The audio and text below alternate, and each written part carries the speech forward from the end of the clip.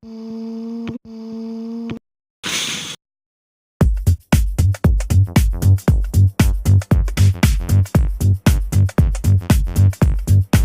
this is the culprit. We found this on the ground and we are going to be restoring